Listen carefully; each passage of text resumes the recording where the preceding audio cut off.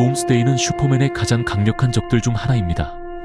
그렇다면 지옥의 왕으로 군림하던 도움이 다시 돌아와 슈퍼맨에게 복수하기 위해 대혼란을 일으킨다면 어떤 일이 벌어질까요? 바로 이 작품에서 메트로폴리스의 도움스데이가 갑자기 나타나 이전보다 더욱 강력한 힘을 발휘하는 모습을 볼 수 있습니다. 이야기는 도움스데이의 배경 이야기와 타임라인으로 시작됩니다.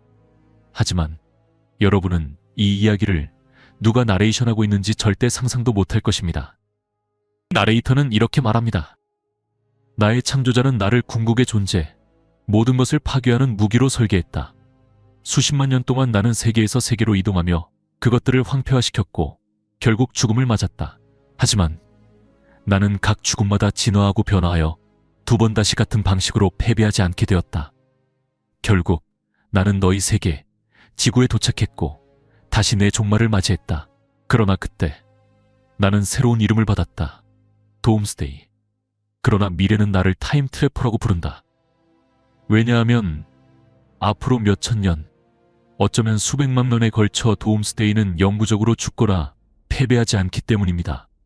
아니요, 그는 시간이 지날수록 전투가 거듭될수록 계속해서 진화하며 단순히 초지능의 수준으로 진화할 뿐만 아니라 엄청난 힘의 수준으로도 진화하여 현재는 시변 자체를 지배하는 힘을 얻게 됩니다.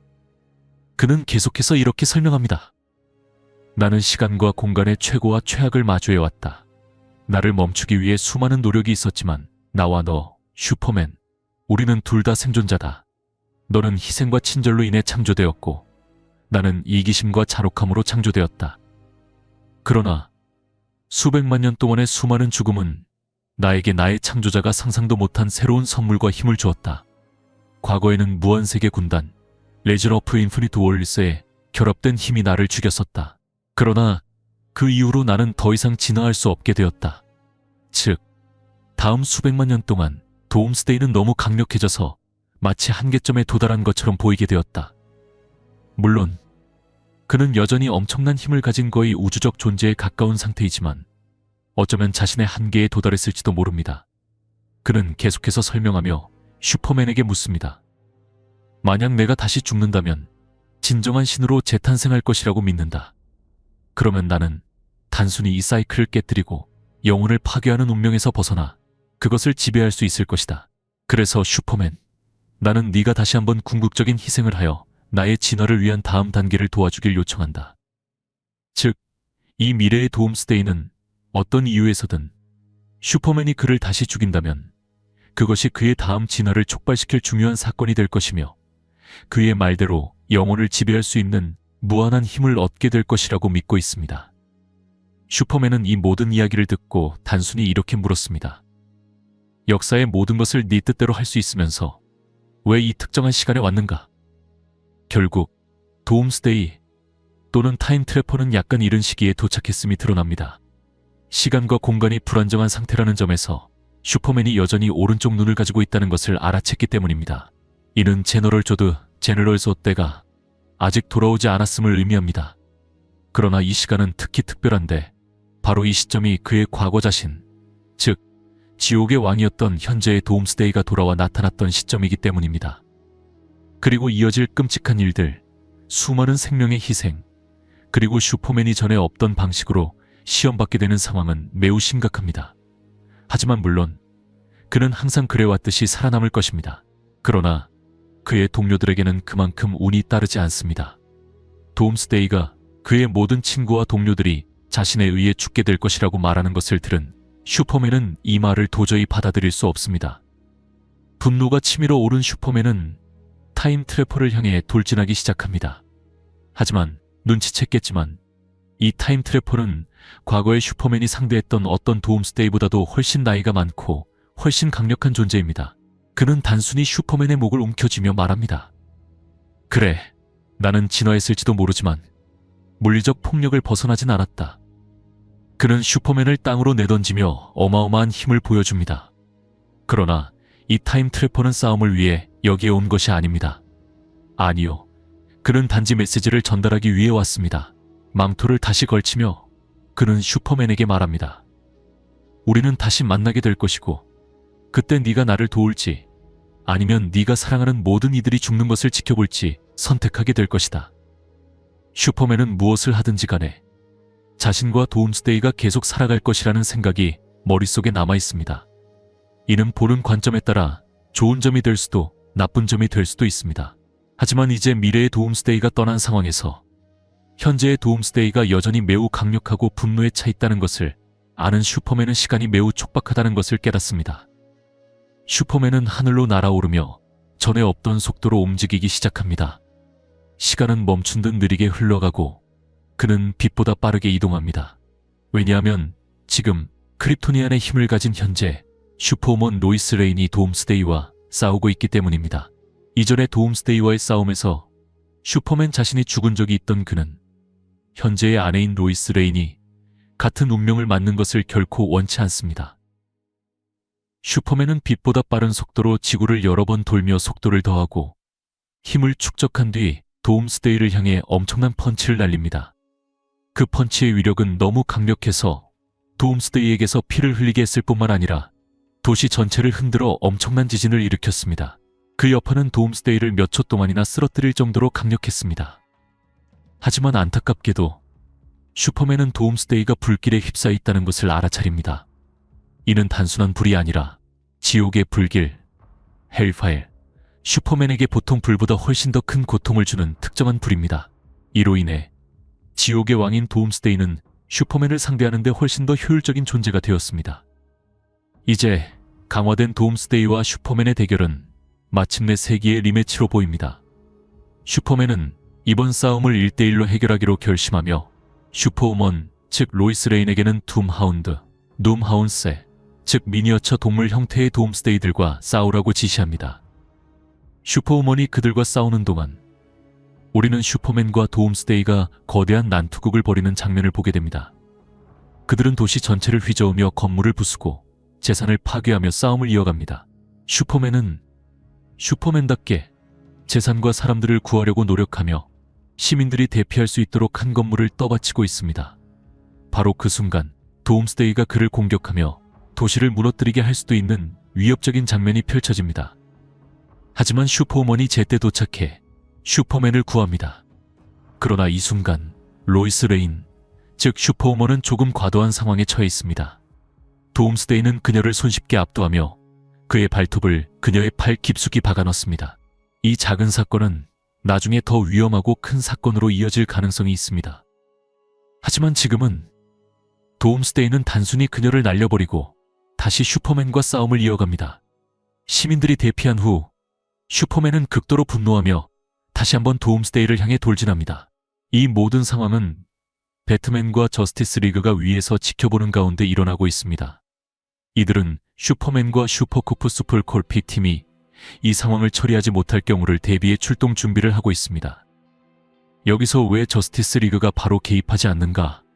라고 묻는다면 도움스데이가 저스티스 리그 전체와 싸우게 되면 그를 제압하지 못할 경우 오히려 더 큰 혼란과 문제를 초래할 수 있기 때문입니다. 그래서 이 상황에서 그들의 첫 번째 방어선과 계획은 파라사이트를 투입하는 것입니다. 패러사이트는 에너지를 흡수하고 힘을 강화할 수 있는 슈퍼맨의 악당으로 이제 도움스데이를 상대하게 됩니다. 패러사이트가 지금 영웅들과 협력하는 이유는 그가 갱생하려고 노력하고 있기 때문입니다. 그래서 현재 그는 적이 아니라 동료로 활동하고 있습니다. 도움스데이와 맞서 싸우는 상황에서 마치 끝없는 에너지의 구덩이 같은 도움스데이는 패러사이트에게는 인생 최고의 식사가 될 것입니다. 그리고 우리는 바로 그 장면을 보게 됩니다. 패러사이트가 도움스데이에 달라붙어 그의 에너지를 흡수하며 점점 강해지는 모습 말입니다. 그리고 이 전략이 효과를 발휘하는 것처럼 보입니다. 한때 도움스데이의 몸을 감싸고 있던 지옥의 불길이 서서히 사라지기 시작하며 그는 약해지고 있습니다. 하지만 약해지고 있음에도 불구하고 슈퍼맨은 도움스데이가 얼마나 위험한 상대인지 잘 알고 있습니다. 그래서 패러사이트에게 조심하라고 경고하며 무엇을 하든지 도움스데이를 죽이지 말라고 당부합니다. 왜냐하면 만약 도움스데이를 죽이면 그는 더욱 강력한 모습으로 돌아올 것이기 때문입니다. 이는 이번 싸움에서 선택지가 될 수 없습니다. 이에 대해 패러사이트는 자신도 죽일 수 없다고 말합니다. 그러나 도움스데이의 힘은 패러사이트가 지금까지 느껴본 어떤 것과도 비교할 수 없을 정도입니다. 마치 끝없이 이어지는 뷔페처럼 보입니다. 하지만 이 상황에 더욱 분노한 도움스데이는 믿을 수 없는 일을 벌입니다. 패러사이트가 그의 에너지를 흡수하고 있는 와중에 도움스데이는 그의 몸을 붙잡아 문자 그대로 두 동강 내버립니다. 이 장면을 잠시 멈추고 생각해보면 약해진 도움스데이가 슈퍼맨급의 악당이자 도움스데이의 에너지를 대부분 흡수한 패러사이트를 두 동강 내버렸다는 것은 약해진 상태에서도 도움스데이가 여기 있는 누구보다도 압도적으로 강하다는 것을 의미합니다. 슈퍼맨은 아무것도 할 수 없으며 패러사이트의 피가 자신에게 튀는 것을 보며 과거의 악당에서 동료로 변했던 존재가 자신의 눈앞에서 죽는 것을 지켜봐야만 합니다. 이 장면은 클락을 극도로 분노하게 만듭니다. 그는 도움스데이를 향해 돌진하며 그만해 라고 외치며 모든 힘을 쏟아붓습니다. 이번에는 물러설 수 없습니다. 패러사이트의 희생을 대가로 얻어진 듯한 이 기회를 허비하지 않을 것입니다. 도움스데이가 약해진 지금 슈퍼맨은 자신의 모든 것을 걸고 싸우기로 결심합니다. 슈퍼맨이 도움스데이를 맹렬히 공격하며 도시를 뒤흔들 정도로 강력한 펀치를 연속으로 날리는 모습이 그려집니다. 하지만 그는 싸우면서 점점 더 분노에 휩싸이고 있습니다. 이 과정에서 흥미로운 점이 드러납니다. 이 만화의 이전 부분에서 슈퍼맨은 또 다른 종류의 붉은 크립토나이트, 웻 크립토나이트, 이는 그를 단순히 약하게 만드는 붉은 태양 에너지와는 다릅니다. 붉은 크립토나이트는 항상 슈퍼맨에게 무작위적인 영향을 미쳐왔습니다. 역을 잃고 분노에 휩싸일 때마다 자신을 잃어버리는 것으로 나타났습니다. 마치 헐크처럼 그는 분노와 화를 조절할 수 없으며 그저 폭발적으로 행동하게 됩니다. 슈퍼맨 같은 힘을 가진 사람이 이런 상태가 된다면 얼마나 위험한지 쉽게 짐작할 수 있을 것입니다. 우리는 슈퍼맨 레드, 슈퍼맨 레드를 보게 됩니다. 그의 혈관은 붉은 에너지로 맥동하고 그는 완전히 분노에 휩싸여 자신을 잃은 상태입니다. 도움스데이를 거의 반죽이 되도록 두들겨 놓은 뒤 그의 피투성이가 된 몸이 바닥에 쓰러져 있습니다. 드문 장면으로 우리는 실제로 슈퍼맨이 도움스데이를 이기는 모습을 보게 됩니다.